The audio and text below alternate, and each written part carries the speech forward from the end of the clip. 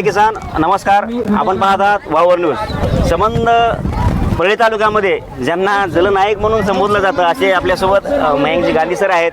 आज गांधी सरांचा जो या ठिकाणी जीव्हीटीच्या माध्यमातून ग्लोबल विकास ट्रस्टच्या माध्यमातून व त्यांच्या संकल्पनेतून जे काय परळी तालुक्यामध्ये जो काय वृक्ष लागवडीचा संघ बांधलेला आहे, या वृक्ष लागवडीला जवळपास आता एक दिवसच शिल्लक राहिलेला आहे. 23 जुलै ते 29 जुलै या दरम्यान 25 लाख वृक्ष लागवड व त्यांचं संगोपन या ठिकाणी यांच्या संकल्पनेतून होणार आहे. तर आज आपण पाहतो या ठिकाणी खुद सर आलेले आहेत. या ठिकाणी ईदगाहच्या बाजूला, शादीखान्याच्या बाजूला 2 एकरच्या प्लॉटमध्ये या ठिकाणी 20,000 वृक्षांचं लागवड या ठिकाणी सरांच्या हस्ते आज संपन्न झालं आहे. सर, आम्ही पाहतोय शेतकऱ्यांसाठी तर तुम्ही खूप वरदानच ठरलेला आहात आणि आमच्या परळी तालुक्यातील संबंध तरुण वर्गांना तुम्ही त्यांच्या हाताला काम देऊन कुठेतरी तरुण वर्गांना बेरोजगारीतून वाचवलं आहे आणि व्यसनातून कुठेतरी तुम्ही त्यांना अलग केलेलं आहे.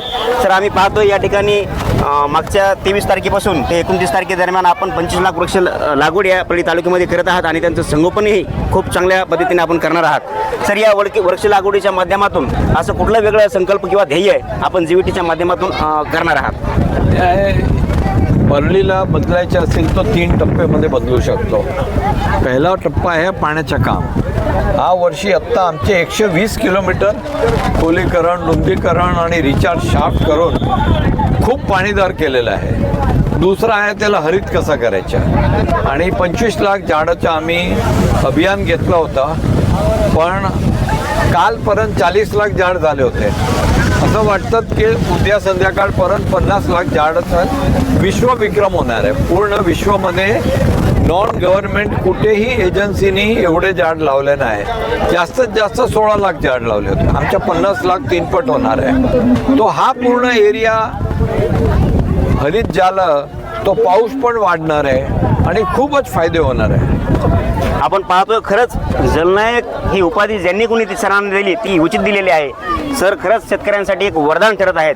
सर, आपण 25 लाख वृक्षांचं या ठिकाणी घोषणा केली किंवा त्या माध्यमातून कामही चालू होतं जीव्हीटीच्या माध्यमातून, पण त्याचाही कुठंतरी आकडा दुपटीच्या वर गेलेला आहे. या दुपटीच्या आकड्यातून किंवा जे काही वृक्ष लागवड मोठ्या स्वरूपाची होणार आहे याचा खरंच शेतकऱ्यांना फायदा होणार आहे.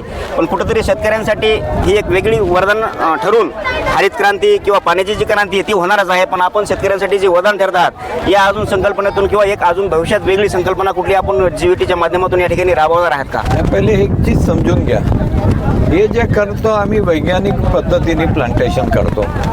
एक लोकेशनला आम्ही ॲपमध्ये ते कॅप्चर करतो आणि 1 वर्षानंतर बाहेरून थर्ड पार्टी इम्पॅक्ट असेसमेंट होणार. अर्न्स्ट अँड यंग किंवा KPMG तसं कोणी येऊन पूर्ण बघणार की किती मेले आणि किती जगलेले आहे. तो जसं गव्हर्नमेंटचे असतात ना, झाड दिले म्हणजे मेले असं नाही होणार आहे. झाड म्हणजे इथे जगायलाच पाहिजे, जास्तीत जास्त जगायला पाहिजे. ह्याच्यावर आमचं खूप जोर आहे.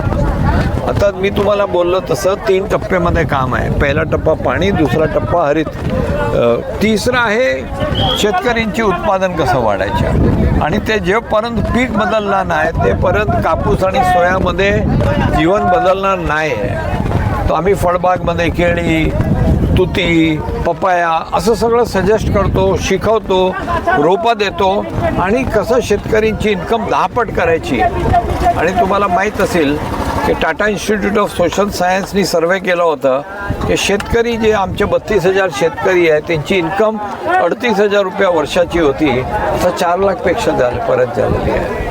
तो पूर्ण जीवन हे गरिबी, पिढी दर पिढीची जे गरिबी आहे त्याला आपल्याला खतम करायची आहे. या ठिकाणी सरांना असं म्हणत आहेत की पिढी दर पिढीची जी काही गरिबी आहे ती आमच्या किंवा सरांच्या माध्यमातून किंवा ग्लोबल विकास ट्रस्टच्या माध्यमातून खरंच ती कुठेतरी लयाला घातली जाणार आहे.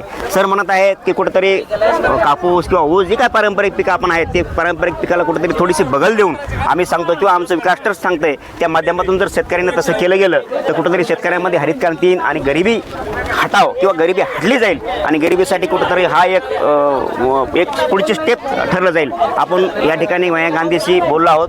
मयंक गांधीने खूप छान प्रकारे या ठिकाणी परळी तालुक्यातील संबंध शेतकऱ्यांना, तरुण वर्गांना आणि मानव जातीला या ठिकाणी ते वरदान ठरलेच आहेत. पण या वृक्ष लागवडीच्या माध्यमातून पशु पक्ष्यांनाही कुठेतरी ते एक वेगळ्या प्रकारे जीवनदान देतील याच माध्यमातून एवढं सांगावं वाटतं. आपण पाहतात वावर न्यूज.